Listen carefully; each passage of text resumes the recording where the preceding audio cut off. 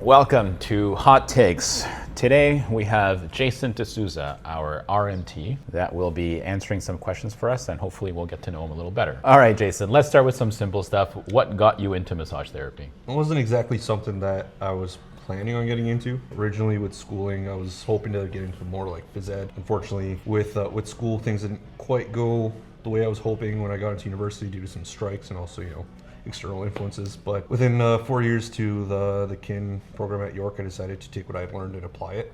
And that's where I got into a bit more of the hands-on stuff. I like working with my hands. And so taking all that knowledge of like the anatomy of the body and stuff is what kind of pushed me to get more into massage. And, 12 years later now, here we are.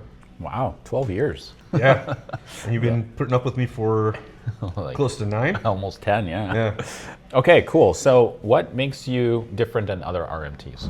I think my approach, I feel like I'm pretty personable. I always try to make sure that people are comfortable from the moment that I first meet them, greet them with a handshake, always with a smile, that kind of thing. And that doesn't change in the treatment room, despite the fact that the professionalism does come out more so. I always try to keep things very lighthearted and make sure that people understand where I'm coming from, explain things so that they have a better grasp of what's happening.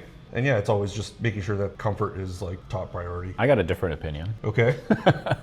I think one of the things that stood out when we were doing our interviews way back 9 years ago was that you actually did an assessment. And I've been to other massage therapists, and I don't think it's very common. You correct me if I'm wrong, but you did a scan beforehand. You asked me what was the issues, and then you tested afterwards, and I found that to be very unique.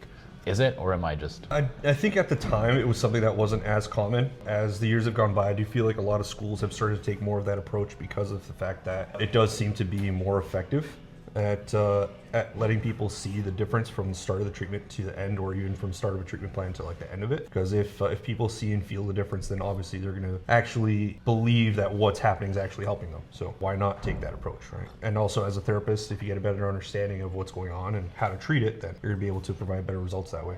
So I know a lot of people are doing a lot of home self-care and things like that after the pandemic. So what's the difference between a couple of different things here? So we have massage gun, which are super popular, foam rolling, and self-massage, lacrosse ball, scraping is another one. So what's the difference between going to see an RMT and actually people doing these things at home? RMT typically is just a bit more well-versed in what areas require the actual attention. Sometimes with foam rolling or even using a massage gun, like you can use it generally in an area, but without understanding why it needs to be applied in that area. I think that's going to make the real difference in actually making a prolonged change. So like, for example, if I got something going on in my quad and it's like one particular spot, like yeah, you can pass the massage gun over the area for a long period of time. But as a massage therapist, I find that there's a knot in that spot, and I work to actually release it and then stretch everything out. That's going to create a longer lasting effect than just constantly going at it with the massage gun. And also having an understanding of whether to use the massage gun or foam roller or the scraper. Like sometimes you're using one thing, but you might need to use a different tool. Right, or maybe not to overdo it. Some people can overdo it. That at too, home kind of thing.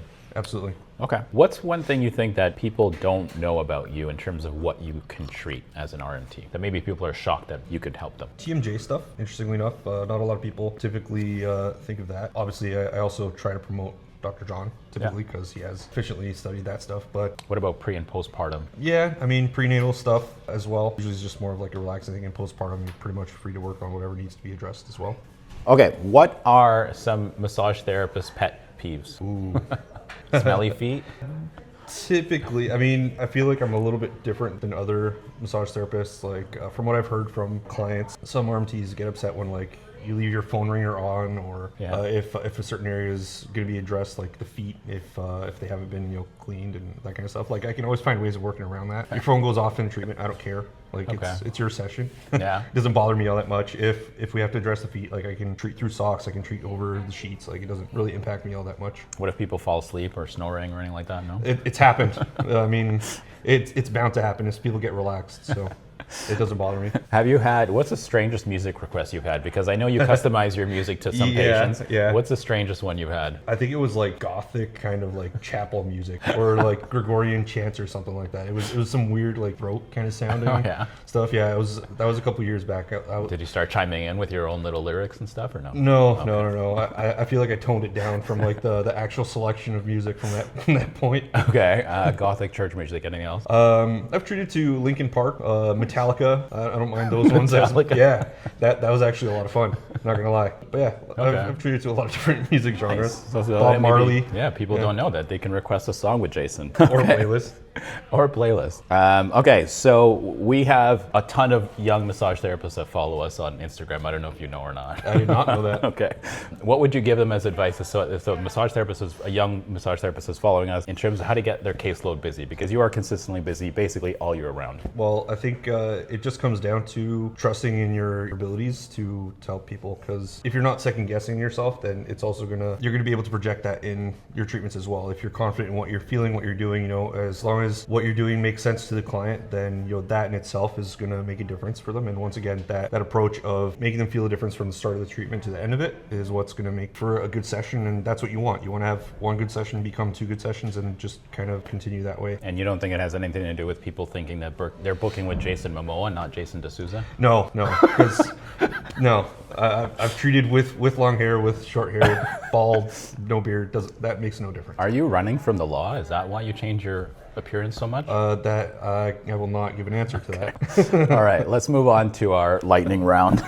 Okay, lightning round. So you got to answer these real quick, okay? No thinking. Coffee or energy drink? Coffee. Are you an introvert or extrovert? Introvert. Do you prefer a chatty client or a quiet client? Either or. Will AI take your job this year? No. Why? How's the ag and massage? Ask Elon Musk. I don't know. FIFA 26, 2026 group play, Portugal or Colombia? Portugal. Are you sure? Yeah. Do you want to put money on it? No. Okay. Ronaldo or Messi? Ronaldo. Wrong answer. Favorite food Says you. favorite food you could eat every day for the rest of your life? Lasagna. Oh, me too. Let's do a shout out. I did this with Dr. John. Let's do a shout out to a local bakery. What's the best Portuguese bakery around here? My favorite right now is Portuguese Bake Shop up on Kipling and Bloor.